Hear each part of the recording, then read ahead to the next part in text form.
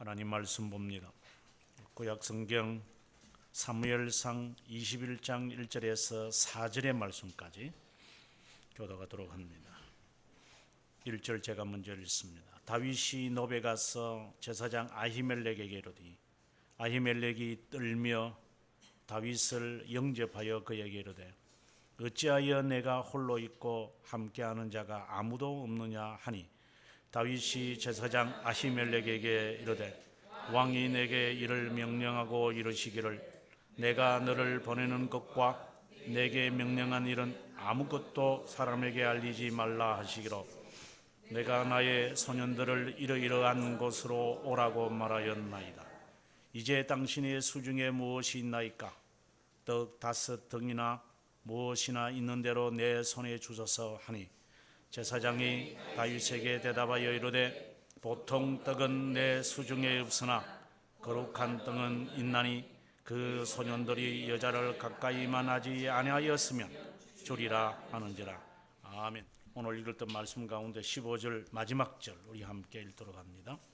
내게 미치광이가 부족하여서 너희가 이 자를 데려다가 내 앞에서 미친 줄 하게 하느냐.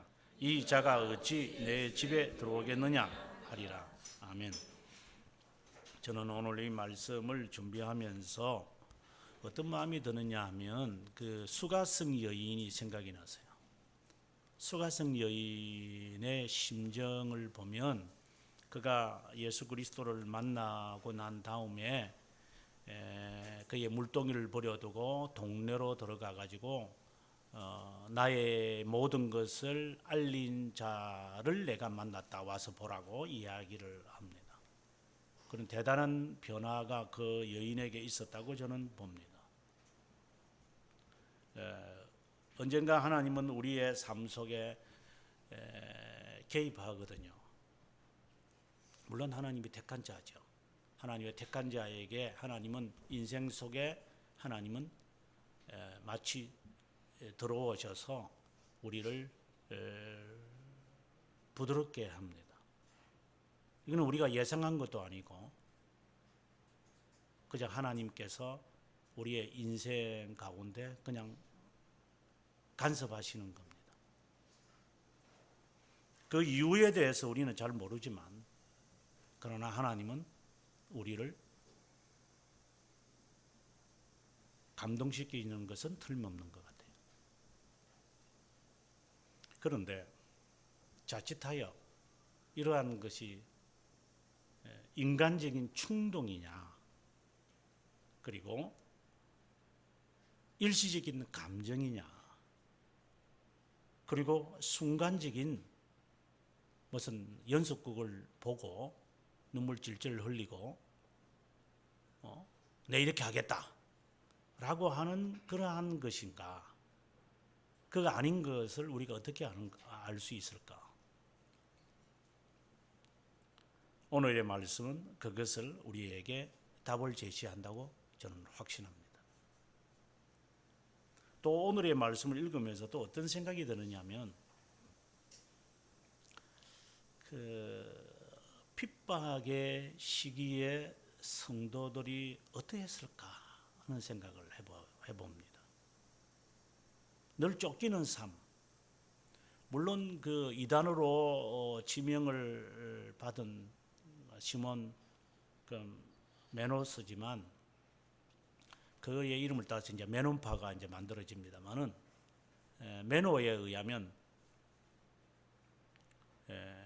그는 항상 그 쫓기는 삶을 살았어요. 그 제세례파였는데 그래서 그의 그 일기를 보면 나는 항상 말발굽 소리가 두려웠다. 왜 그런가 하면 그 말발굽 소리가 뚜벅뚜벅 이렇게 오면 이제 또 그것은 이제 권력 있는 사람 그리고 공무를 집행하는 사람들만이 타고 다니는 말이라는 거지. 아무나 타고 다니는 게 아니니까. 그럼 오늘은 또 누구를 잡으러 가는 것인가 하는 그러한 마음으로 항상 살았다. 이제 그런 일기에 그런 것들이 있어요. 아마 핍박을 받는 선배들이 그렇지 않았을까 하는 생각을 해봅니다. 그래서 그의 일기 속에 또 한 부분은 한 번이라도 내가 걱정 없이 잠을 잤으면, 그래서 나는 하늘나라를 바라본다. 그 하늘나라에는 이러한 긴장이 없겠지. 이런 글들을 읽다 보면 핍박 가운데 있는 성도들의 삶이 이랬을 것이다. 이렇게 우리가 한번 추정을 해봅니다. 그러한 가운데 살아가는 사람들이 주님을 찾으려고 할 때에 주님 정말 필요합니다. 그들은 주님밖에 없으니까요. 그래서 주님밖에 없다라고 말할 때에 그것의 진정성을 어떻게 우리가 판별할 수 있을까? 저는 수많은 사람들이 헌신하겠다고 교회에 뛰어드는 사람들을 봤지만 단언적으로 말을 하죠. 사기치는 것 같아요.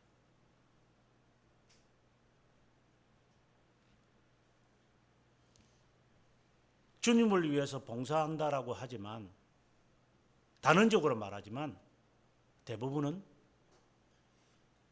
위선적인 것 같아요. 예를 들어서 월급을 적게 주면 언제든지 이쪽 교회에서 저쪽 교회로 옮기지 않아요? 사역자 치고 그런 데 관심 없이 사역하는 사람을 몇 명이나 여러분 찾을 수 있을 것 같아요? 한국 교회에서.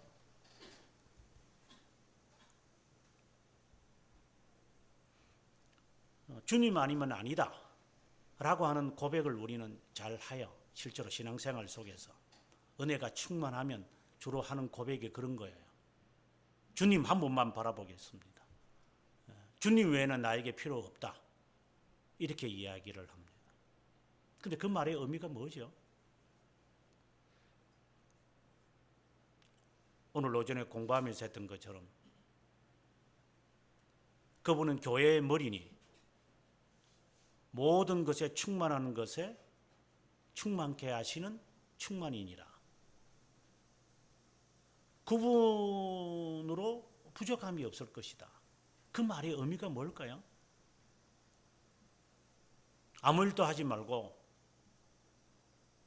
그분만 있으면 그분이 다 먹을 거 입을 거 모든 거 평안하게 해준다는 그런 의미일까요?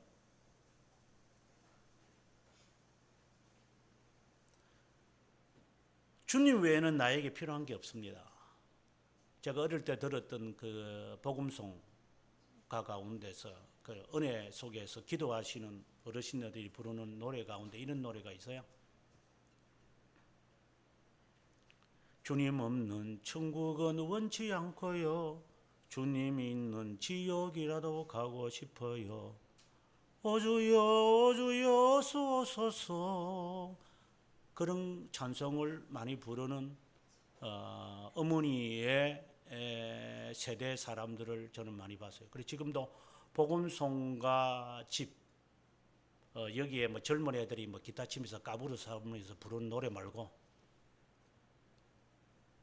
그건 그냥 가스펠송이라고 이름을 갖다 붙인 것에 불과하지만 정말 일제시대에 핍박을 받으면서 매를 맞으면서 감옥에 갇히면서 그들이 책에는 없지만 찬송가에는 없지만 그들이 그냥 감옥 속에서 산 속에서 쫓겨다니면서 매 맞아 가면서 불렀던 흥얼흥얼대는 그 가사들이 있어요. 저는 그 가사가 지금도 제 머리에 이렇게 메아리 칩니다. 그런 기타가 없어도 괜찮아요. 주람을 안 쳐도 돼요. 그래서 아이들이 부르는 그 복음송가가 저게 다 날라리라는 것을 제가 알고 있습니다. 왜? 의미도 없이 부르기 때문에.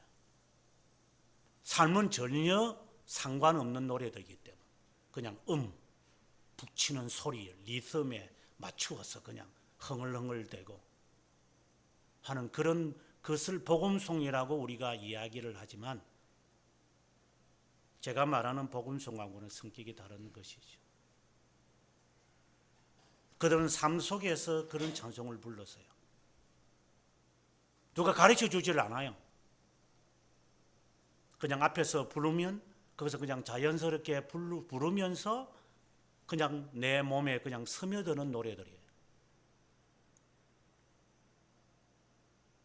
그래서 그것이 이제 그 종이로 인쇄되어 가지고 이제 성도들에게 배포하곤 했어요. 그러고 난 다음에 60년대 되니까 이제 찬송가가 이제 비로소 한국 교회에 등장하는 것을 봤어요. 그전에는 떠돌아다니는 그런 복음송가들이 참 많았죠. 그들의 심정은 그런 가운데서 주님밖에 없다라고 말할 때 의미가 뭘까? 우리는 그 정신과 그 신앙을 갖고 있는가? 오늘 말씀을 통해서 그 답을 찾을 수 있기를 바랍니다.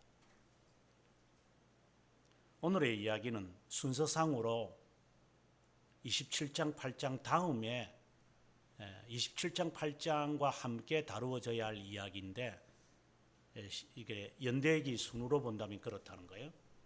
그런데 앞부분에 이렇게 나와 있는 걸 보면 아마 사무엘이 무엇인가를 메시지를 전하고 싶어서 그런 것 같아요. 왜 그런가 하면 28장에 가보면은 또다시 아기스라고 하는 오늘 10절부터 나오는 이야기가 또다시 등장을 하거든요. 그래서 아마 오늘의 이야기의 중요성이 있어서 아마 이 먼저 도망다니는 다윗이 도망다니는 이제 시작이거든요. 도망다니는 이야기에서 이 이야기가 먼저 선언하고 그 다음에 그가 사울에게서 쫓겨다니는 이 도망자의 삶, 도망자의 이 삶을 이제 우리로 하여금 연상시키는 것 같아요. 다윗이 어떠한 심정으로 그가 도망을 다녔을까? 그것을 마치 그 두 갈식으로 결론을 먼저 내려놓고 그 다음에 이제 하나하나 풀어가는 내용의 형식이다 이렇게 여겨집니다. 다윗은 아무 의미도 없이 도망 다녀야만 합니다. 그건 시기입니다. 사울이 그냥 죽이는 겁니다. 지 딸 2명이 있는데 한 명에게 장가를 보낸다고 해놓고 그것도 약속도 취소하고 그 다음에 두 번째 전투에 나가서 이기고 오면은 내 딸을 주겠다. 그래서 가서 내가 죽이기보다는 저 블레셋 사람하고 전투에서 죽이게끔 만들겠다. 이렇게 아주 그 모략을 꾸며서 이 사람을 죽이려고 하는 그 음모가 서려 있는 것도 모른 채 다윗은 순수하게 그의 명령을 준행합니다. 근데 가는 곳마다 성공하는 겁니다. 그러니까 이거 화가 더 일어나는 거죠. 이게 저 자식 저거 죽여버려야 되겠다. 저거. 그래서 둘째 딸인 미갈하고 결혼시켜 놓고 새벽에 침입에 들어가서 저놈을 죽이겠다고 아주 그 악랄하고 아주 잔인한 그 유기된 자의 대표성이 사울에게서 지난주에 이어서 보면 아주 잘 나타나는 이야기입니다.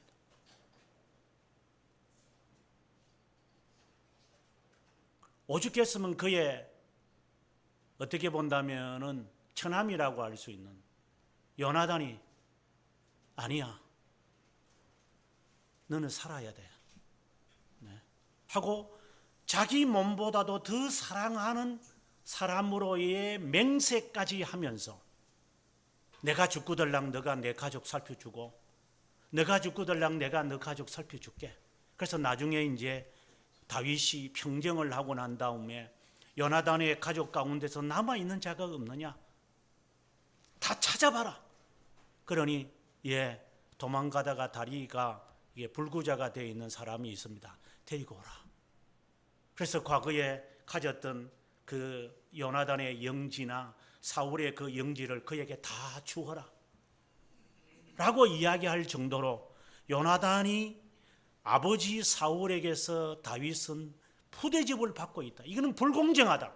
아버지의 말을 어기고 이 친구를 살려야 한다라고 할 정도로 이유 없이 다윗은 쫓겨다녔어요.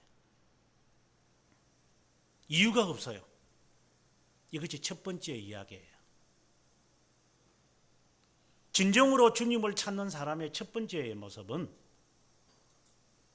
이유가 있어서 우리가 주님을 찾습니까?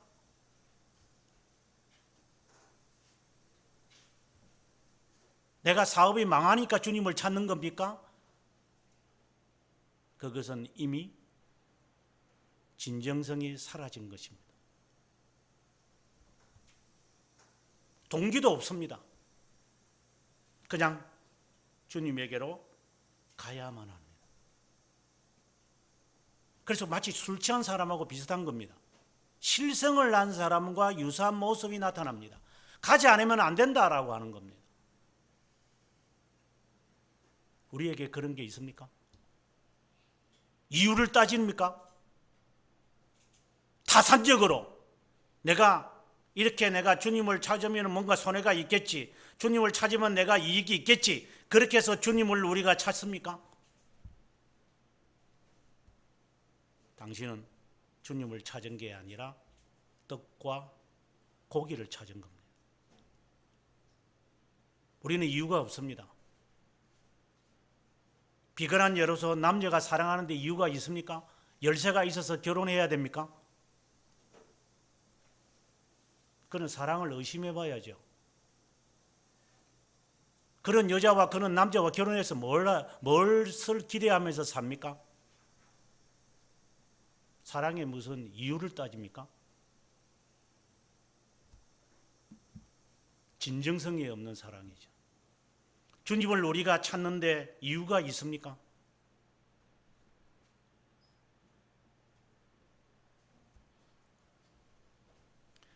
두 번째로 다윗이 21장 1절에 보게 되어지면 놉이라고 하는 장소로 갑니다. 왜 그가 놉을 찾았을까요? 제가 앞에서 이런 말을 했습니다. 이 장은 이미 뒤에 있는 장입니다. 뒤에 있는, 어떻게 본다면 28장 이후에 붙여져야 할 순서적으로는 그렇다 이 말이에요. 그러면 이 시각에는 그가 놉을 찾아줄 때는 사무엘이 없는 시기였어요. 진정한 지도자도 없는 상황 속에 나중에 22장에 가보게 되어지면은 아히멜렉이 제사장으로 있는 이 놉에는 에봇을 입은 제사장들이 85명이 있었어요. 그러니까 우리가 추정해 볼 때 여기에 하나님의 뜻을 찾을 수 있고 권면을 받을 만한 사람이 있다는 것을 그는 알고 있어요. 그래서 그는 놉을 찾은 거예요. 그래서 내가 지금 이제 도망신세를 이게 쭉 하고 있는데 내가 왜 이렇게 살아야 됩니까? 내가 도대체 잘못한 게 뭡니까 도대체? 사울에게 27장에서 그러거든요. 사울왕이여, 내가 잘못한 게 있으면 말해 주소서. 내가 무엇을 그렇게 잘못했는데 나를 그렇게 집요하게 쫓아다닙니까? 당신을 내가 죽일 수 있는 기회도 없는 줄 싶었습니까? 어디든지 당신을 내가 죽일 수 있었습니다. 하지만 나는 죽이지 않았습니다. 이 답을 어디서 찾아야 돼요? 다윗은 정말 힘들어요. 거듭되어지는 이 도망자의 이 삶, 어디서 답을 찾을까요? 인생에서 어디서 답을 찾아야 돼요? 우리가 정신 상담가 만날까요? 지난해나 다를 바가 없는 애를 만날까요? 상담사 운영하는 교회들이 있어요. 상담사 만나서 뭘 이야기를 해요? 시간 계산해가 30분에 5만 원 받고 10만 원 받는데, 변호사하고 이야기를 해도 30분에 20만 원 받아요.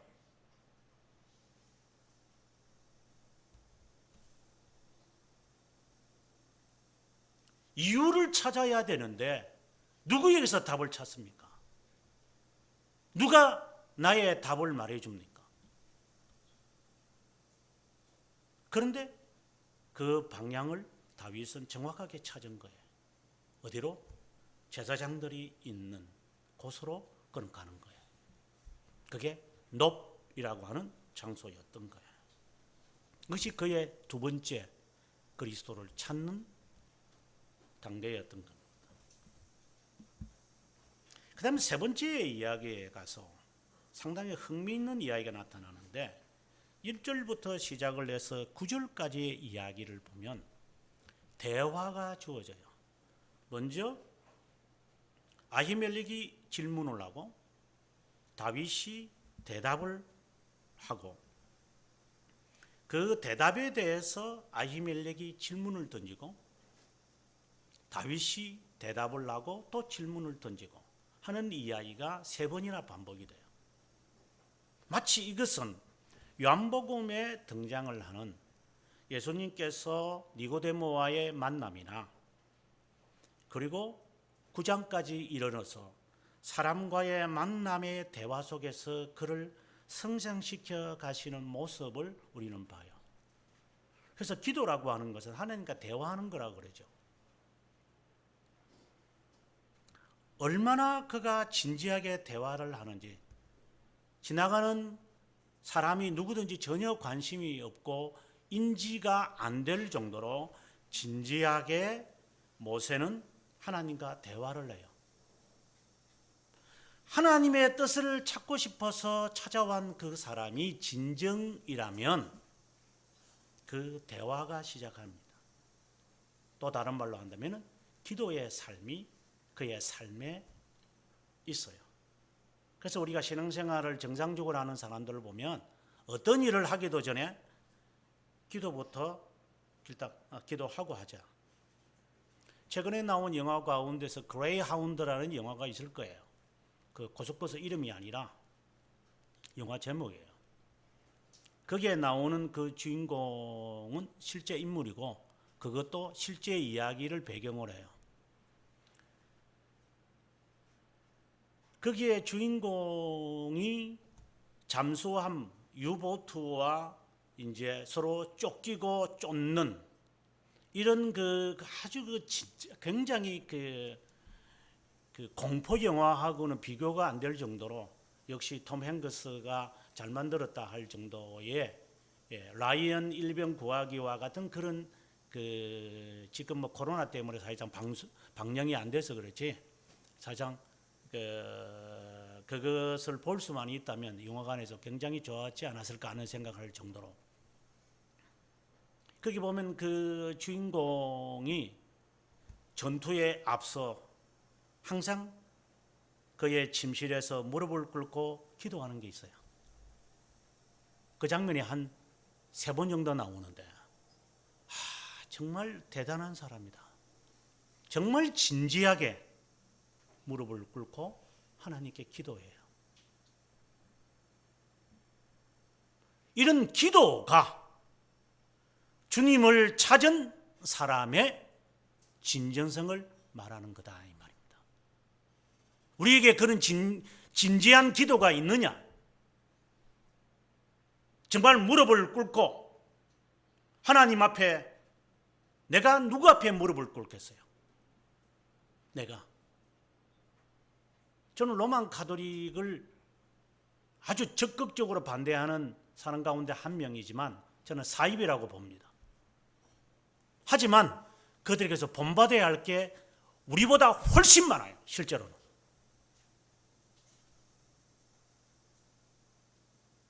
그들이 다 위선적이라서 그들을 내가 미워하는 거지만 그들의 외형적인 모습은 우리의 경건성은 거리가 멀어요. 먼저 그들이 기도할 때는 그들의 교회당을 가보면 예배당이죠. 그러죠. 교회당이 아니라 예배당에 가보면 무릎을 꿇고 기도하도록 하는 앞에 무릎을 꿇는 패드가 있어요. 예배당에 들어올 때 여러분들은 예배당에 어떻게 들어오십니까? 제가 여기서 계속해서 제가 관찰을 안 해서 모르겠지만 로만 가톨릭 사람들이 예배당에 들어오는 모습을 한 번이라도 보셔야 돼요. 얼마나 진지하게 들어오는 줄 아세요? 왕 앞에서 할 수 있는 그 자세를 취하고 어느 누구하고 대화도 하지 않고 무릎을 꿇고 진지하게 기도를 하고 난 다음 자리에 앉습니다. 이거는 외형적입니다. 예수님께서 바리새파를 꾸짖으면서 하시는 말씀 가운데 하나가 그들의 말은 너희들이 본받아야 할 거다.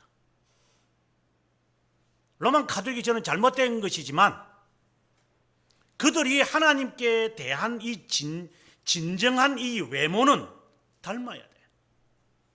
우리는 그것까지도 없어요. 진정성이라는 것이 없다 이 말이야. 내가 하나님과의 깊은 대화를 하겠다라고 했을 때에 나의 진정성이 어떻게 드러나는 것인가?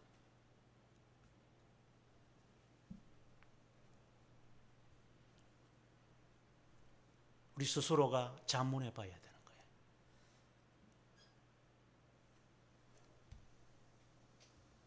그 대화의 내용이 이제 기도의 내용이 너무나도 마치 신앙의 진전도를 말하는 것 같아요. 먼저 1절에 보면 다윗을 영접하고 아히멜렉이 이런 말을 합니다. 두 가지 질문을 던집니다. 너가 혼자 왔느냐? 왜 동행하는 사람이 아무도 없느냐? 이 말입니다. 마치 우리가 주님 앞에 왔을 때 주님이 우리에게 질문하는 것 같아요. 너 좁은 문으로 들어왔냐? 네가 또 다른 것을 의지하면서 나를 찾는 것이냐? 너는 또 다른 주머니를 차고 있냐? 주님 우리에게 질문할 거예요. 정말 너가 나 외에는 필요한 것이 없느냐? 다른 사람하고 이렇게 뒹굴고 살다가 심심하니까 나를 찾아온 거냐? 아니면은 정말 주님이기 때문에 주님 아니면 나에게는 없어요 하는 심정으로 나를 찾아왔느냐라고 주님이 질문할 거예요. 너 혼자 왔느냐? 아니면 너하고 동행하는 사람이 또 있느냐? 내 말고 다른 사람이 또 함께 하고자 하는 사람이 또 있느냐? 질문하는 거예요. 우리의 기도가 우리가 주님을 진정으로 찾았다면 이 단계를 주님이 질문할 거예요. 그때 다윗이 대답을 합니다. 2절에 가서 이 이야기는, 이 대답은 1차적인 의미는 만약에 이 사실을 사울 왕이 알았더라면 당신이 어려움을 당할 것 같으니까 그가 아마 요 2절에 있는 내용으로 대답을 한 것 같아요. 먼저 뭐라고 대답하느냐면 내가 너를 보낸 것과 내게 명령한 일은 아무것도 사람에게 알리지 말라 하기로 누가? 사울 왕이. 그래서 제가 혼자 왔고 그리고 함께하는 사람들이 나중에 이리로 올 겁니다. 이렇게 이야기를 해요. 이 말의 의미는 1차적인 것은 나중에 22장에 가서 아히멜렉이 죽잖아요. 처참하게 죽거든요. 사울이 붕괴해가지고 죽여버리니까. 그걸 아마 예상한 것 같아요. 그래서 아마 1차적인 의미고 2차적인 의미는 사실은 아니잖아요. 사울 왕이 보내서 내가 온 것은 아니니까.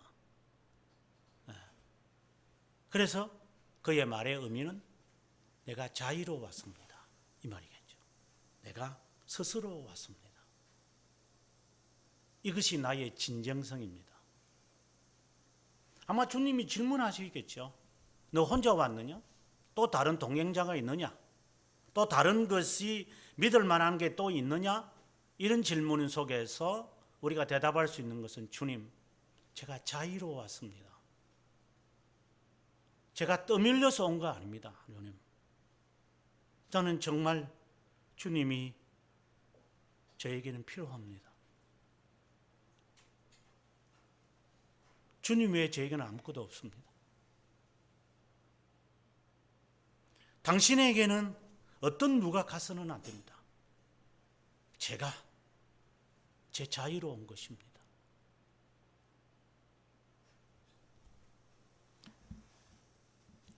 그러고 난 다음 3절에 그는 두 가지 질문을 던집니다.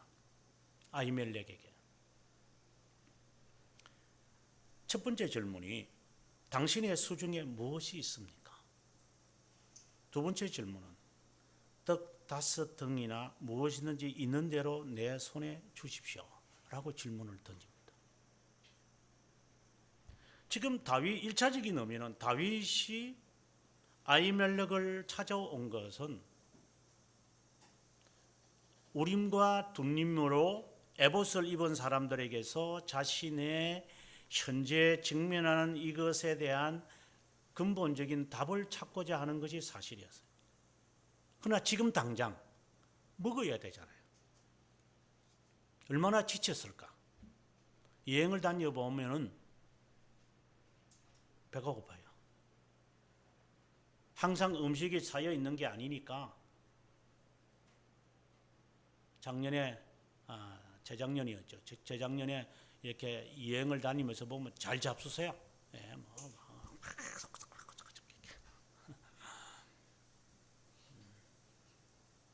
한국에서 그렇게 맛이 없는 몸 생각하면서 라면을 안 먹어도 밖에 나가 보십시오. 라면 최고입니다. 최고.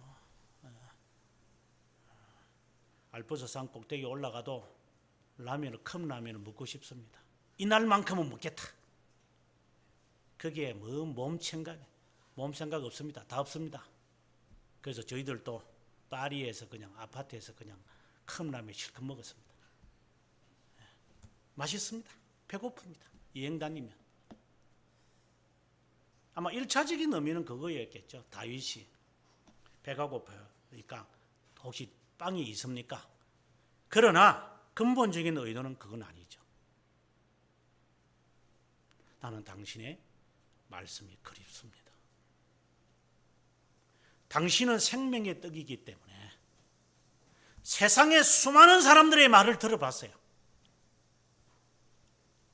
저도 수많은 사람들을 겪어봤어요. 한국에 유명하다라고 하는 가장 잘 나가는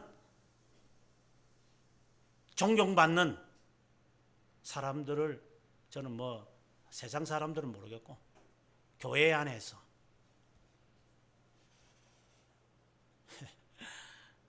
심지어 제가 여의도 순복음교회 가서 설교한 적도 있었어요. 그때 제가 잘 나갔겠죠. 그래서 개인이 올라가는 엘리베이터 타고 올라가세요. 그냥 안 올라가요. 강사들은 전용 엘리베이터가 있어요. 아무도 못 타요. 그래서 저를 장로들이 교수님 이쪽으로 오셔서 여기 그러니까 옆에 나이 드신 권사님이 타려고 하니까 그래서 내 마음속에 강사가 참 대단하긴 대단하다 하는 생각이 들어봐서 그래서 직행으로 바로 올라갔어요. 만날 수 있는 한 만나봤어요. 한국 교회에서 책에서만 듣고 방송에서만 볼 수 있는 사람을 다 만나봤어요. 결론은 허하다라는 거였습니다.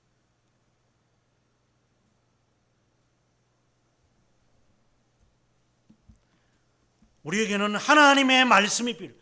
하나님의 말씀이 없는 사람이라면 아무런 가치가 없어요. 저게 무슨 가치가 있겠어요? 마치 예수님을 찾아온 세례요한의 2명의 제자가 있었어요. 세례요한이 감옥에 갇혀 있으니까 적어도 내가 이 사람을 위해서 6개월 전에 등장을 해서 이분에게 세례까지 베푼 사람이에요. 내가. 세례 요한이 하는 말이겠죠. 근데 내가 감옥에 갇혔어요.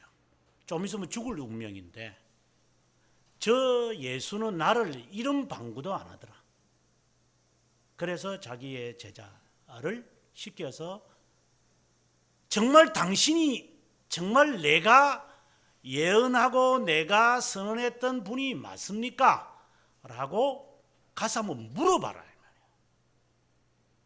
이게 이제 세례 요한의 한계죠. 그래서 두 명의 제자가 예수님에게 온 겁니다. 당신이 진짜 메시아입니까? 그때 주님께서 이렇게 대답을 합니다.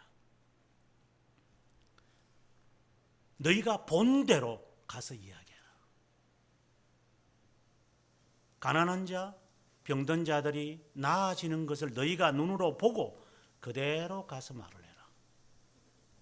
그러고 난 다음에 그들이 떠난 후에 예수님께서 요한에 대하여 하는 말, 세례 요한에 대해서 하는 말입니다. 너희가 무엇을 보려고 광야에 나갔더냐? 바람에 흔들리는 갈대냐? 왜 우리가 예수님을 찾습니까? 그러면 너희가 무엇을 보려고 나갔더냐? 부드러운 옷 입고 다니는 사람이냐? 왕궁에 있다. 예수님을 찾는 이유가 뭘지 우리가?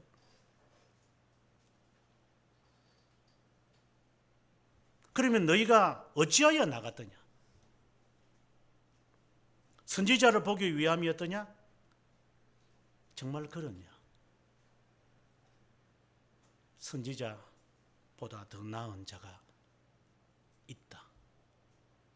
라고 이야기를 하셨습니다. 마치 주님이 우리에게 질문하시는 것 같아요. 무엇 때문에 나를 찾느냐? 주님이. 무엇을 보려고 너희들이 광야로 나가느냐? 왜 예수를 믿느냐? 이 말입니다. 예수를 믿어서 무슨 덕을 보려고 예수 믿냐? 속춘이 이야기로 내가 수입의 10분의 1을 하나님께 드리는데 그 돈 갖고 내 자식이나 맛있는데 음식점 데리고 가고 선물 사주고 이러지. 내가 뭘 갖고 내가 하나님께 드리겠습니까? 그거 왜 드리느냐니까. 그러면 왜 너가 그렇게 시간을 바쳐서 그렇게 하나님께 헌신하려고 하느냐? 왜 그렇게 머리를 싸매가면서 주님을 알려고 하느냐? 그 이유가 도대체 뭐냐? 돈 벌려고 하는 것이냐? 그럼 사업가 만나러 가야죠. 자식이 잘 되려고 하느냐? 그럼 저 중계동에 그 은행 사거리 가야죠. 그럼 왜 주님을 찾느냐? 네 자식이 문제가 없으면 나를 찾겠느냐? 가정에 파탄이 생기니까 이제 큰일 났다. 이거 주님 해결해 주세요. 라고 해서 나를 찾는 것이냐? 무엇을 버리고 광야로 가느냐? 작전 기도들을 사람들이 하는데 왜 작전 기도합니까? 목적을 달성하기 위해서요?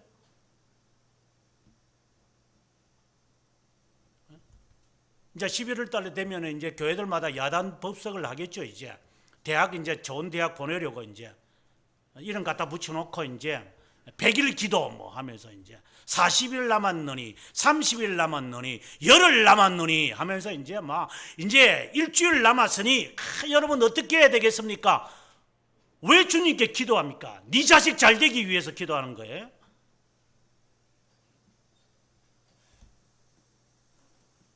뭐 순전한 동기가 없죠.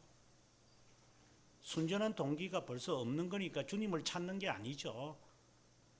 여차하면은 언제든지 스님 만나러 가가지고 돌상 앞에 붙들고서 기도할 사람들이에요. 그런 사람들. 왜? 목적 의도가 다르니까.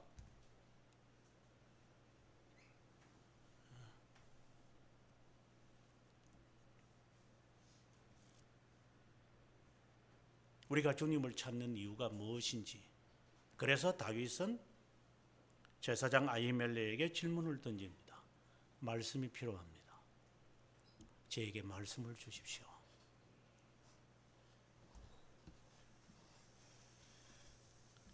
요한복음 6장 68절을 보게 되어지면 예수님의 말씀이 참 어려웠던가 봐요.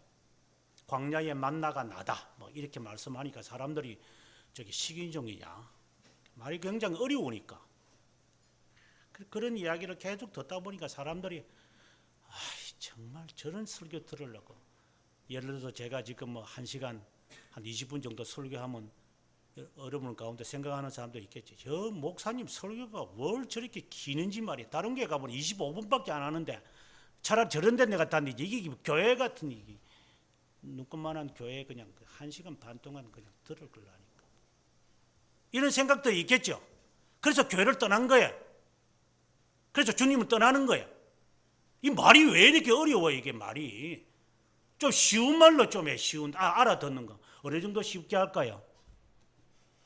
호예이가 알아들을 수 있는 말로 할까요? 그러면 또 뭐라 합니까? 우리가 애입니까? 라고. 그러면은 어느 수준을 맞출까요? 신학생에게요? 아니면 권사에게요? 아니면 집사에게요? 아니면 니한테 내가 맞출까 그러면?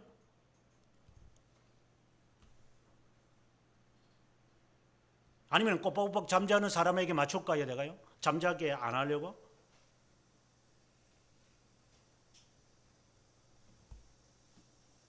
그래서 사람들이 떠났어요.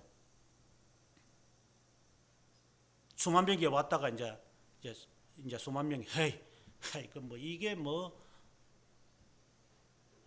우리가 떡 먹으러 왔지 여기에 우리가 뭐 저 설교 들으러 왔나 마치 그 노숙자들 모아놓고 그 빵 한 조각 주려고 목사님들이 설교하면 그거 설교 듣을 때는 전부 다 꼬박꼬박 잠자다가 이제 밥 준 다음에 그때 줄 서가지고 막 그냥 하는 사람들의 모습이 연상이 될 정도로.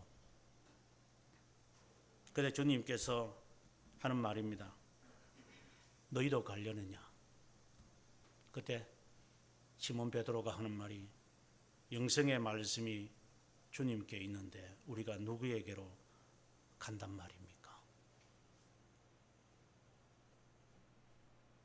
영생을 주는 말씀이 영생이 담겨져 있는 말씀이 당신한테 있는데 우리가 누구에게 간다는 말입니까?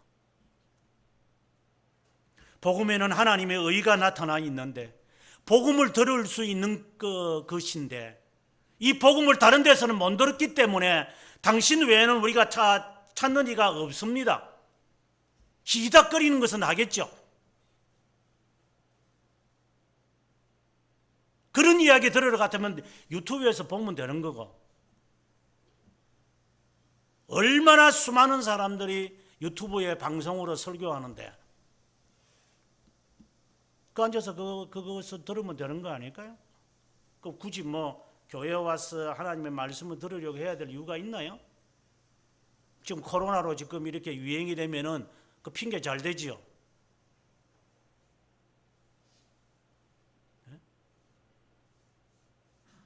교회 봉사할 필요도 없고 헌신할 필요도 없고 얼마나 합당한 핑계를 댈 수 있는 궁색한 변명이겠지만 어쨌든 변명을 대면서 우리가 하고 싶은 대로 할 수 있지 않아요. 안 그래도 교회 가기 싫은데 잘 됐네. 안 그래도 뭐 코로나 때문에 내가 꼭 예배당에 가야 되나요? 뭐 이런 식으로 말을 하겠지. 과연 그것에 진정성이 있습니까? 사람을 속이지도 못하면서 하나님을 속인다고요?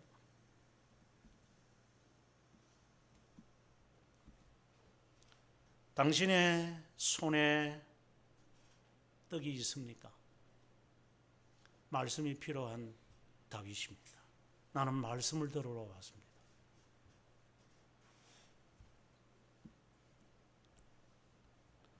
그러자 4절에 제사장 아히멜렉이 다윗에게 대답을 합니다. 보통 떡은 없습니다. 당신에게 줄 떡은 없습니다. 배고파서 먹고 싶은 떡은 없습니다. 그러나 거룩한 떡은 있습니다. 이렇게 말을 합니다.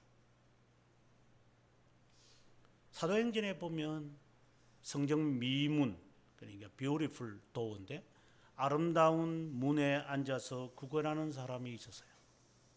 지나가는 사람한테 그냥 하루 돈 받고 그냥 이렇게 먹고 하는 소경이고 안전병입니다. 자기는 그렇게 삽니다. 그러니까 사람들이 그냥 앉혀놓으면 거기서 그냥 주면 먹고 안 주면 계속 주셔, 좀 주셔. 그분들을 제가 멸시하는 게 아니라 얼마나 힘들까 하는 생각을 해봅니다. 우리의 삶이 그렇지 않습니까? 계속 달라고 주십시오.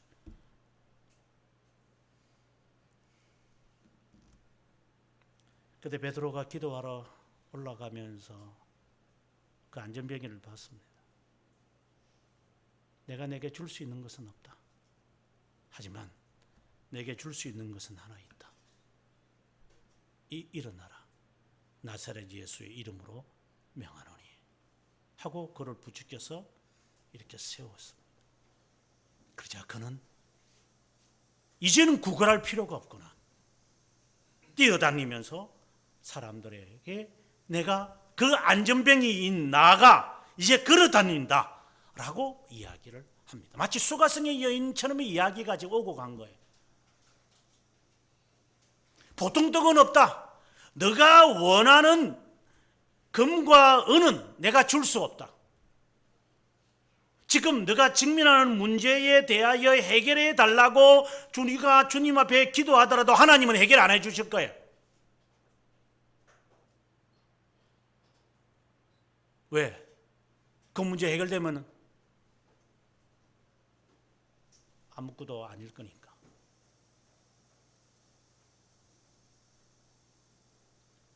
목적을 가지고 주님을 찾았기 때문에 목적 달성이 되거나 성취가 되면 우리는 언제든지 주님을 헌시작처럼 버릴 것을 주님은 이미 알고 계시기 때문에 나는 너희에게 줄 보통 떡은 없다. 거룩한 떡만 있다. 그러면서 하는 말이 소년들이 이 여자를 가까이만 하지 않았으면 제가 주겠습니다. 이거는 제사장만 먹을 수 있는 거예요. 제사장 가족만 먹을 수 있는 진설병이에요. 하나님의 성막 안에 있는 일주일에 한 번씩 제사장이 이 빵을 갈아야 돼요. 그래서 12개 둥글게 만들어서 12개 마치 12지파 언약의 백성을 상징하는 것처럼 진설병을 이렇게 갈아야 돼요. 아무도 안 먹어요. 그러나 놓고 난 다음에 이제 사람들이 그 진설병을 가족끼리 아니면 제사장들이 그걸 먹어요.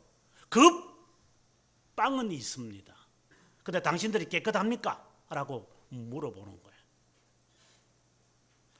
과연 우리가 하나님의 말씀을 정말 듣고 싶습니까? 세상의 말 듣는 거 이제 지쳤어요. 더 이상 이런 인간 저런 인간 내 말소리 다 듣기 싫어 이제. 정말 난 하나님의 말씀 외에는 없어 라는 것이 진정입니까? 그렇다면 당신이 깨끗합니까? 라고 질문하겠죠. 당신 마음에 있는 이 더러운 죄는 어떻게 합니까? 이거 그것이 없는 채로 그냥 더러운 손으로 이 음식을 덜컹 이렇게 먹을 겁니까? 배고프다고. 회개는 하지 아니하고 하나님에게만 그냥 받으려고만 합니까?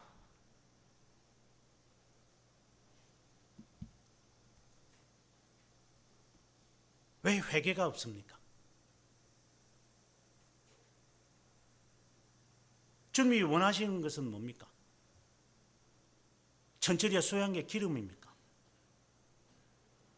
화려한 예배입니까? 깨꼬리처럼 부르는 그 화음이 있는 종달새의 노래처럼 부르는 그 노래를 주님이 듣기를 원합니까? 하나님은 영이신데 하나님이 영이신 그분이 그는 인간의 그 종달새 소리 듣고자 하시겠습니까? 그러면 아니다. 그렇다면 주님이 원하시는 게 뭡니까? 가난한 자의 마음이죠. 심령이 가난한 자라네요. 주님 앞에 나올 때 심령이 가난한 마음으로 주님 앞에 나옵니까? 스스로에게 질문을 던져야죠. 나는 주님 외에는 없습니다. 또 내가 다른 것과 함께 오는 것도 아닙니다. 지금 일이 있어서 내가 급한 일이 있는데 그 급한 일을 내가 지금 처리하기 전에 좀 잘 처리하려고 내가 주님 앞에 기도하는 겁니다. 그런 마음도 아닙니다. 하나님, 그저 당신의 말씀이 필요한 것입니다. 그렇다면 너는 가난한 마음을 갖고 있느냐?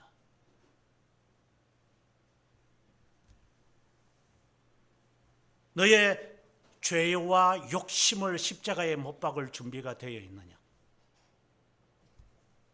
더러운 채 그대로 떡을 먹으려고 하느냐?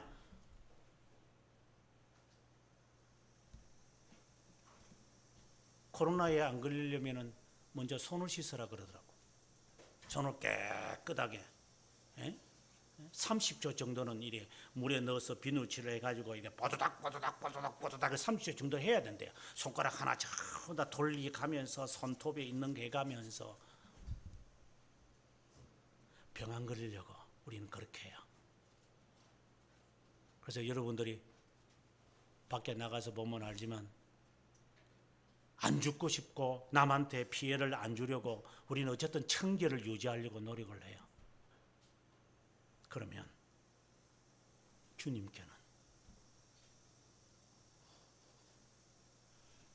주님께는 청결을 유지하지 않습니까? 주님께는 아무렇게나 부스러기 같은 거 그냥 이렇게 들여도 됩니까?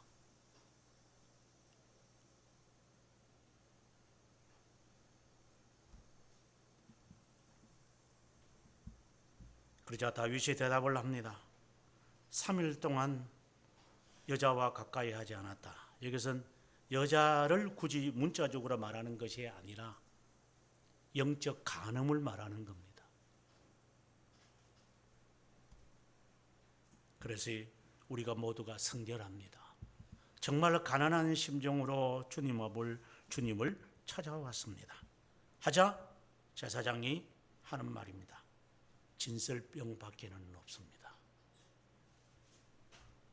그래서 그들이 그것을 취한 것으로 여겨집니다. 그러고 난 다음 또다시 다윗이 또 질문을 던집니다. 8절에 가서 다윗이 아히멜렉에게 이르되 여기 당신의 수중에 떡이 있습니까? 물었던 사람이 이제 8절에 가서 수중에 칼과 창이 있습니까? 라고 질문을 던졌습니다. 그러니까 9절에 아히멜렉이 대답을 합니다.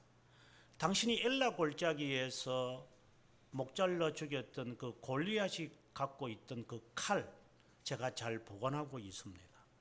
그거라도 가지고 싶다면 가져가십시오. 그러자 다윗이 하는 말이 그것과 같은 것이 또 있겠느냐 하고 그 칼을 가졌다 하는 이야기가 9절까지의 대화의 이야기입니다. 주님을 찾는 사람의 마음, 왜 그가 칼을 원했을까요? 그것은 10절부터 15절에 나오는 내용과 관련이 있습니다. 떡을 먹고 그 다음에는 이제는 전투를 해야죠. 우리가 주님으로부터 말씀을 실컷 먹고 은혜를 받았고 이렇게 했다고 합시다. 그 진정성이 있어서 했다고 합시다. 그것이 과연 진정한 주님이 필요하다라고 한다면 그 다음에는 삶 속에서 살아야죠. 하나님의 말씀을 들고 하나님의 말씀은 금이라고 되어 있으니까 이 말씀을 들고 이제 삶 속에 적용하면서 살아야죠.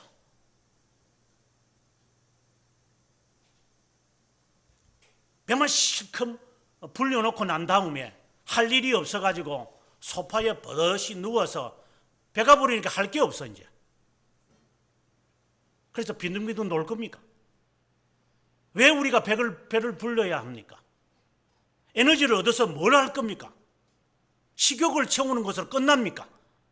왜 우리가 먹어야 됩니까?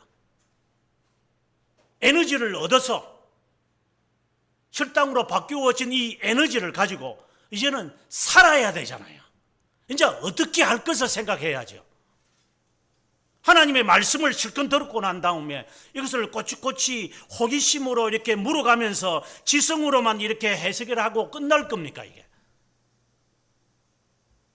하나님의 말씀에 대해서 이야기하는 칼빈 선생이 하는 말이, 하나님의 말씀을 접할 때에는 제자의 심정으로 말씀을 접해야만 한다, 이렇게 말을 해요. 제자의 심정이 뭔데요? 사는 삶에 있는 겁니다. 이 말씀은 삶입니다. 이 자체는 삶이에요. 삶. 이 삶도 없는데 그렇다고 성경 읽지 말라는 게 아니라, 성경도 안 읽고 삶도 없는 게 그게 더 문제가 있는 것이지, 삶도 없으면서 앉아서 이거 1년 동안 속독을 하고 수련회 가가지고 속독하면 뭐합니까 이게? 음식을 먹는 이유가 욕심 채우려고 우리가 음식을 먹는 것이 아닌 것처럼, 이 에너지를 내가 공급받아서 내가 뭘 할 것이 있으니까 에너지를 공급받아야 된다는 이유가 있어서 그 다음에 이제 식욕이 생겨서 음식을 먹는 것이 자연스럽고 그게 사람이잖아요.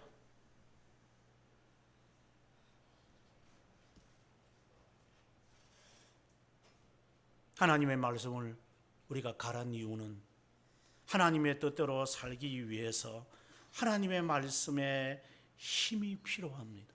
영생의 말씀이 하나님 필요합니다. 그런데 하나님의 말씀이 우리에게 없는 것은 힘이 없어가지고 당이 떨어져가지고 얼굴이 노래지는 사람들처럼, 나 더 이상 못 올라가, 나 너희들끼리 갔다 와, 나 이거 앉아 있을게 하는 사람이나 다를 바가 있나?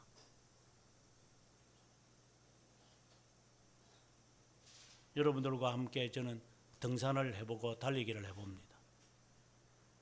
여러분의 모습이 다양하게 저에게는 그려집니다. 어서 사람은 숨이 차가지고 그냥 올라갔다 왔어요. 내가 이거 이런 식으로 주저앉는 사람. 또 어떤 사람은 아예 시작도 안 하는 사람.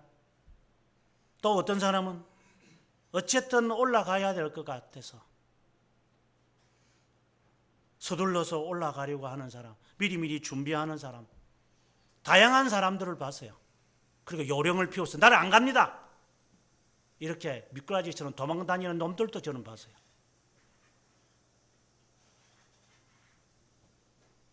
단순한 등산이 아니라 우리의 스스로를 점검할 수 있는 좋은 리트머스 종이죠.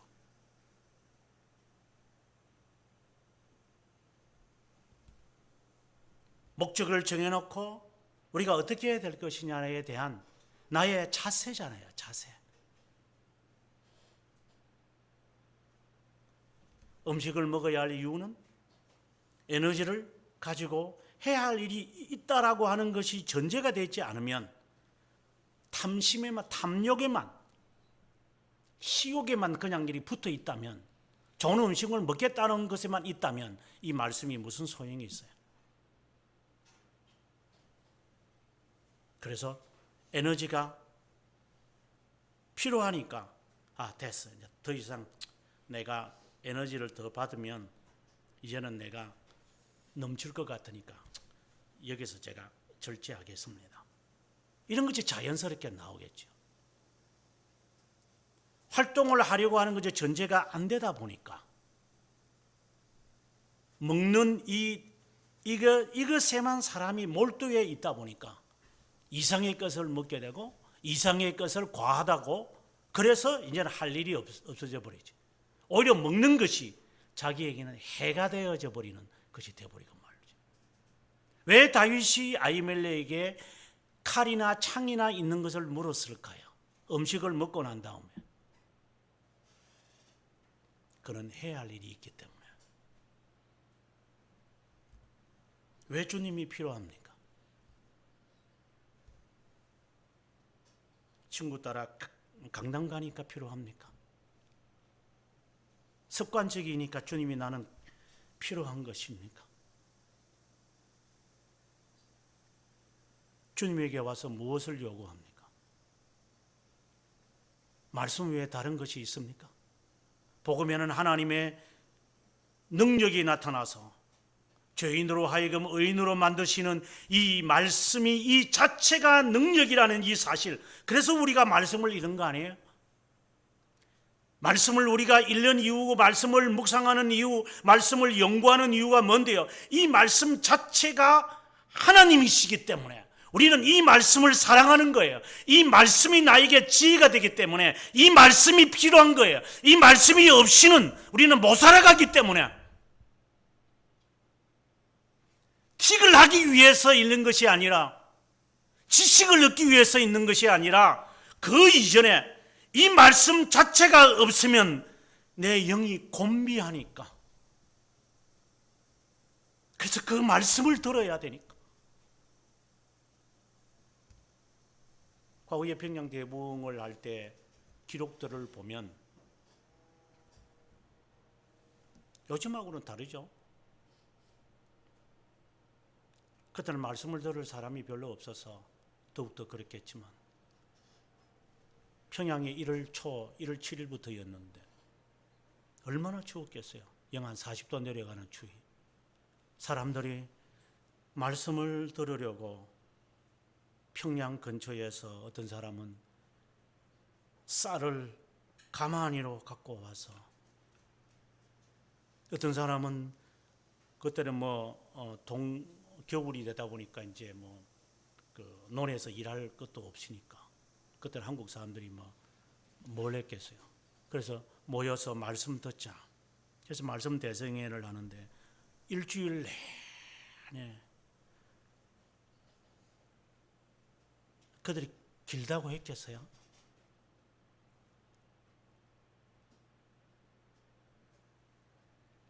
앉아가지고 시계 보고 있었겠어요, 이 사람들이요?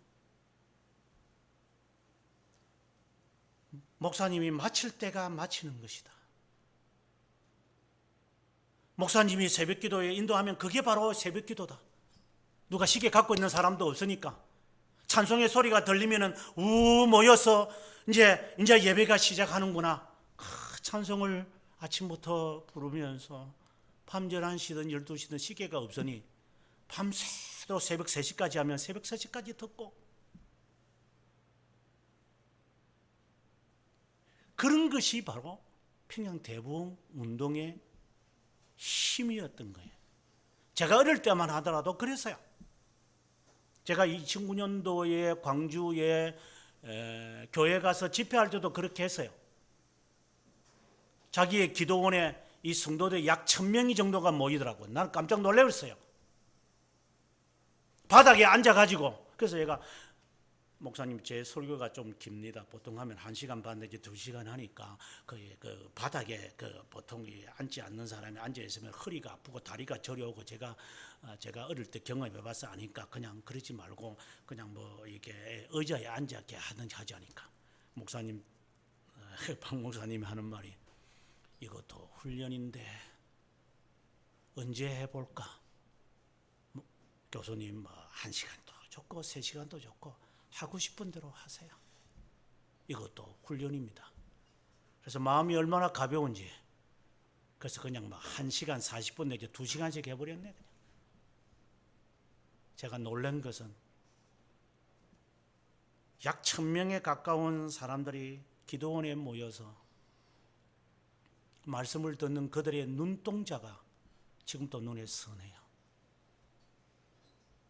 제가 설교를 잘한 것일까요? 그런 건 아니라고 저는 봐요. 나이 드신 군사님부터 어린아이까지 화장실도 안 가는가 봐, 이 사람들은. 그저 아이들은 설교 듣다가 그냥 옆에서 그냥 자빠져 자고, 아이들은 그냥 그 설교를 들으면서 저 옆에 벽에 기도고 듣고, 마치 평양 대부흥회를 연상하듯이. 제가 어릴 때에 부흥회에 참석하면 자리가 없어서 저는 이 꼬마, 이런 하윤이보다 훨씬 어렸던 때에 저는 부흥회 참석을 아주 자주 하고 냈으니까, 그러면은 이 와서 목사님 뒤에, 목사님 앞에도 보지 말해. 너는 다 강대상에 올라가 가지고 목사님 침 튕기는 거 그거 들으면서 저는 앉아가지고 이렇게 뭐 무슨 소리인지 내가 알아들었겠어. 지금도 하나도 기억도 안 나요. 가라. 거기에서 목사님 설교 들어라. 얼마나 다리는 또 재려오는지요. 내 정말 다리 재려오는 거 지금도 내가 끔찍하게 생각할 정도로, 나중에 일어서지도 못할 정도로 이렇게 세우면 잠깐만 할 정도로 그냥 어른들이 저를 이렇게 세우면 그냥 다리를 굽혀진 채로 무슨 류마티스 관절염 걸린 사람처럼 요래가지고 있다가 조금 있다가 한참 있다가 이러가 석 풀리면 가자, 집에 가자. 그러면 통행이 지났으니까 아웃이 되면 통행이 돼버리니까 걸어서 가자, 집에. 그러면 어머니 손을 붙잡고 집들 다, 아니면 집에 너무 멀리 있는 사람들은 교회에서 자세요. 그래서 교회에서 잠을 자다가 새벽 4시 되면 전도사님들이 나와서 찬송 인도하면 그때 부시시하고 눈을 비벼서 일어나 가지고 이제 찬송 부르면서. 우리에게는 그런 열정이 있는가? 한국에는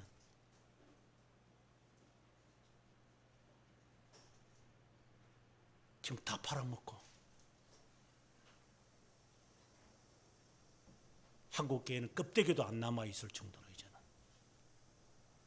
말씀도 없고 열정도 없고 헌신도 없고 아무것도 남아있지 않는 이 껍데기 같은 이런 한국 교회.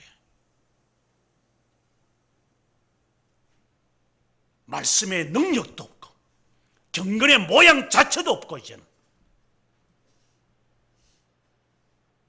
코로나 한번 몰아치니까 교회는 텅텅 비어가고 껍데기도 아닌 추잡은 모습, 냄새나는 모습만 갖고 있는 한국 교회. 그래 놓고 입으로는 평양 대부흥 운동을 외치고 있어요. 평양 대부흥 운동이 뭔지를 알고나 찌끄리고 있는지.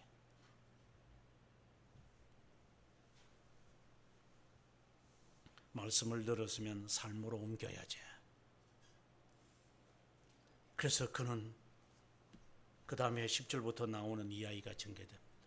그는 이제 자기의 원수의 나라인 블레셋의 한 지역 왕인 가드 왕 아기스에게 갑니다.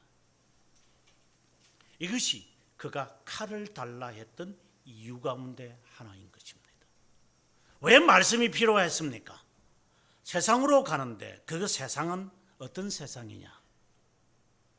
원수의 나라더라. 그럼 그는 왜 갔을까요? 이 조국에서는 살 수가 없어요.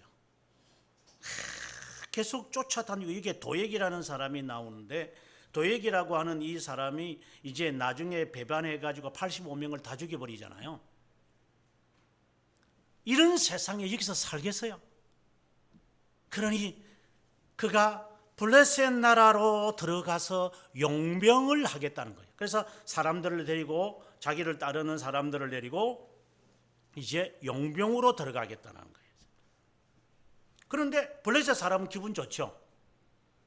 안 그래도 전투를 해가지고 사울에게 늘 하는 전투마다 이게 졌는데, 그 최고의 용사가 우리에 와서 신하가 되겠다면 가드 왕은 좋은 거예요. 그래서 아기스는 오라고 해라 하고 가만히 보니까 이게 자칫하면 전투에 나가면 이게 뒤를 칠 것 같은 느낌이 드니까, 아차, 다윗이 생각할 때 내가 용병으로서 활동을 하면 여기서도 살아남기가 어렵겠구나. 이래서 그는 미친 채 합니다. 침을 질 흘리면서 자기를, 쉽게 말해서 몸을 낮추는 거였죠. 이건 무엇을 말할까요? 오늘의 이 말씀을 그는 시편 34편에서 자기의 심정을 말해요. 그래서 이 10절부터 15절의 말씀을 이해하려면 시편 34편을 충분히 읽어봐야 돼요. 그 시편 34편의 내용을 예수님이 그대로 인용이 되어져요. 무슨 내용이냐? 예수님께서 십자가상에 달렸을 때에 무릎이 꺾여지지 아니하더라. 그래서 로마 군인들이 예수님이 죽은지 살았는지를 점검하려고 옆구리에 창을 찔렀는데 물과 피가 나왔다 이랬어요. 그때 그 말씀을 34장 시편에 있는 내용을 인용을 해요. 그렇다면 오늘의 이 10절부터 15절의 이 말씀은 무엇과 연관을 가져야 되느냐면 예수 그리스도의 성육신과 관련을 맺어야 돼요. 어떻게 본다면 예수 그리스도가 즉 하나님이 인간이 미친 세상에 온 것 같아요. 어떻게 본다면 신앙인으로서 세상을 보면 미친 세상에 사는 것 같아요.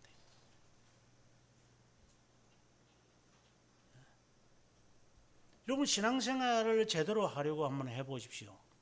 정말 살아가기 어려울 겁니다. 신앙생활 하는 게 힘들고 어렵습니다. 그래서 십자가 지는 삶이라고 우리가 말을 할 수밖에 없습니다. 그러면 어떻게 해야 됩니까?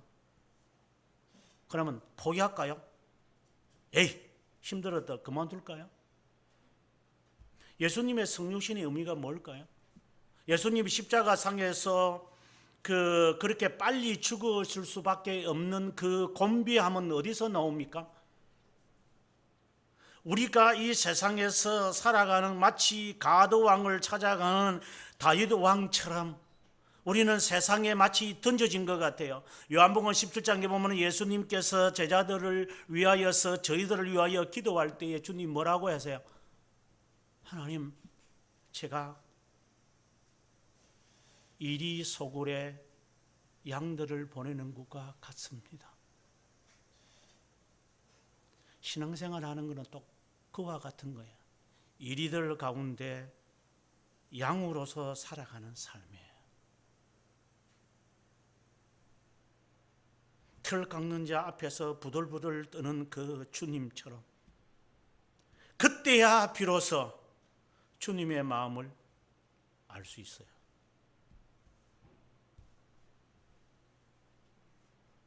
스포츠카 타고 다니는 애가 구멍가게에서 그리고 일반 그 재래시장에서 10원이 없지만 1,000원짜리 그거 자기가 집에서 뜯어왔던 거 팔면서 그거 모아가지고 그리고 점심 먹는 것도 너무 비싸기 때문에 집에서 싸가와서 그 구부러진 그 할머니가 음식을 먹는 마음을 이해하겠느냐 이 말입니다.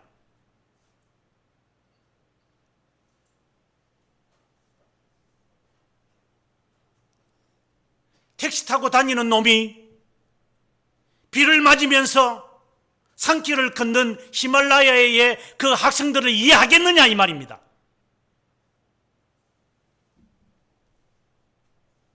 십자가를 지보지 않은 사람들이, 핍박을 받지 않은 사람들이 예수님을 이해하겠어요?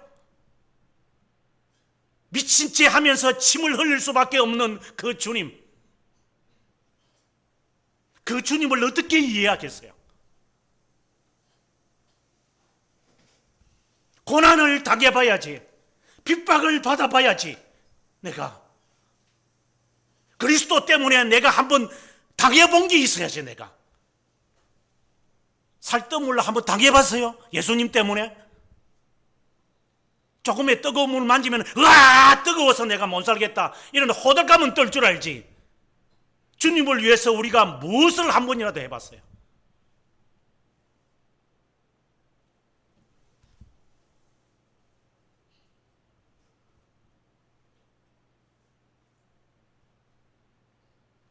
그런데 무슨 진정성이 있어요? 그런데 천국을 보장받는다고요, 우리가?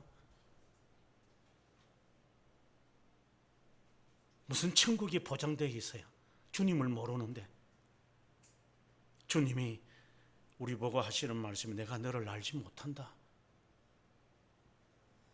내가 그때 그 무리와 함께 있었는데 나는 뭐 알지 못해.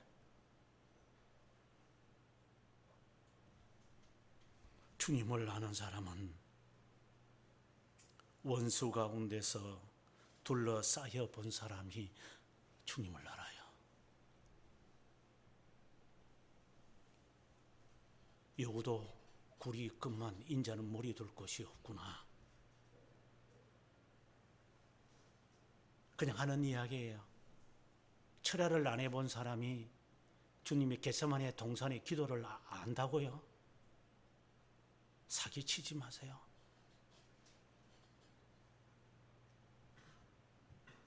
그러다 철야를 하라는 게 아니라 그냥 비근한 예를 든 거예요. 주님을 위해서 내가 무슨 흔적을 내가 가져보았다고. 주님의 말씀이 그립습니다. 주님 사랑합니다. 주님 감사합니다. 나를 구원해 주셔서 주님을 찬양합니다. 이게 나와요? 코미디를 하고 있는 거죠. 우리가 주님을 위해서 무슨 일을 그렇게 대단하게 했어요? 우리가 여러분 한번 이 손가락 숫자만큼이라도 할 수 있어요? 나 주님 위해서 이거 내 정말 순수하게 했습니다 하는 것이 하나라도 있을까요? 우리한테요?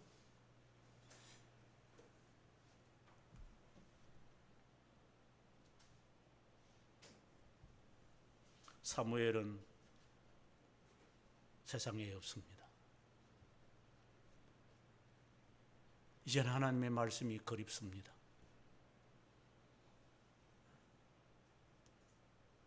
그래서 다윗은 예루살렘 북동쪽에 있는 먼 거리 그는 올라가서 제사장들과 서로 대화하고 싶었습니다. 그들에게서 말씀을 듣고 싶었습니다. 말씀이 나에게 필요하니까. 사람의 말 다 필요 없어. 인간의 냄새 맡을 만큼 맡아봤으니 다 필요 없어요. 더 나아질 거라고 기대를 해봐도 악화될 뿐이지 썩어지고 빠지고 밑둥이가 부서진 백을 수리해봐도 그냥 침몰하는 거예요. 하나님의 말씀이 그리워서 그는 걸어서 그는 높까지 올라왔고 말씀을 듣고 난 다음에 그는 또다시 산을 넘어서 블레셋 사람들이 살고 있는 곳까지 가면서 다윗이 무슨 생각을 했을까요? 아마 저는 생각을 해봅니다. 언젠가 내가 고향으로 돌아갈 수 있을까? 언젠가 내가 주님의 전에 가서 찬송을 마음껏 부를 수 있을까? 다윗의 시를 읽다 보면 그것이 연상이 돼요.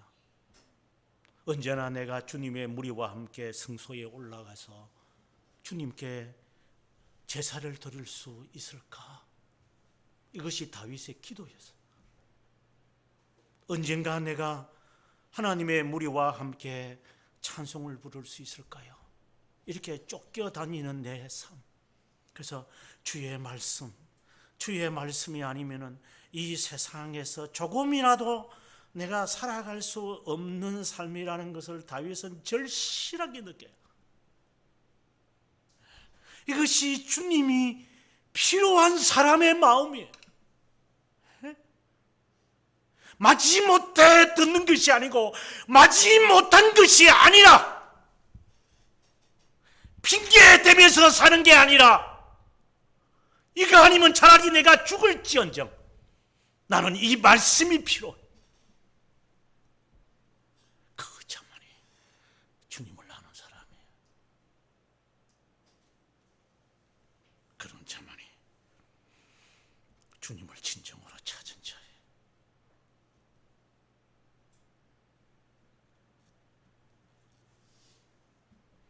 어떤 학생이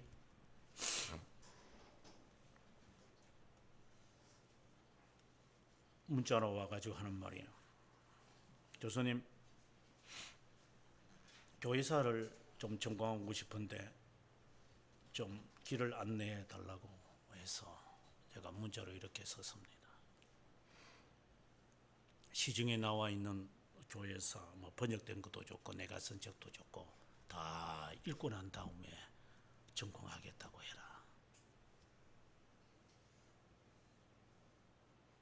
요령을 배우려고 하지 마라.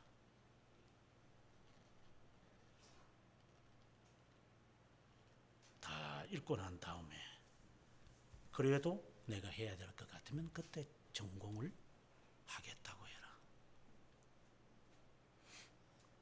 교회사를 전공하기 전에 제 스스로에게 다짐한 게 있어요.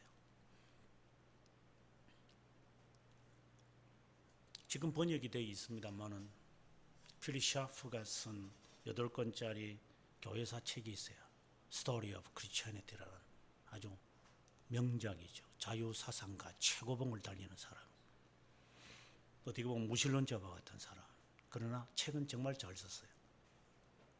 그만큼 연구한 사람은 이 세상에 없어요.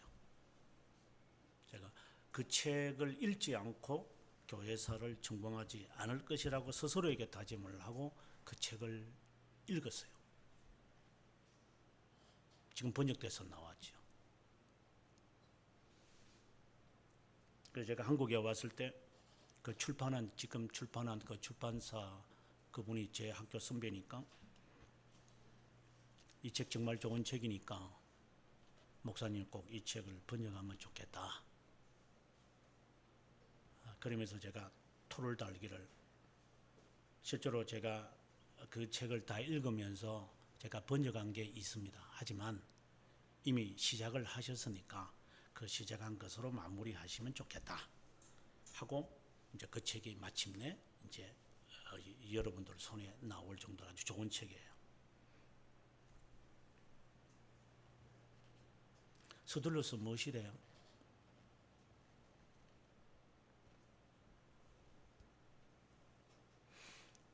주님께서 하시는 말씀이 너희가 나를 따라오려거든 자기를 날마다 부인하고 십자가를 지고 나를 쫓아라. 주님이 그냥 지나가시면서 농담으로 하실 것 같아요. 사도 바울이 하는 말이 나는 날마다 죽노라. 이후로는 사람들이 나를 향하여 말하지 말하다고 내 몸에 그리스도의 흔적을 나는 가졌다. 그리스도의 남은 고난을 내 육체에 내가 채우겠노라. 그걸 농담으로 말할 것 같아요.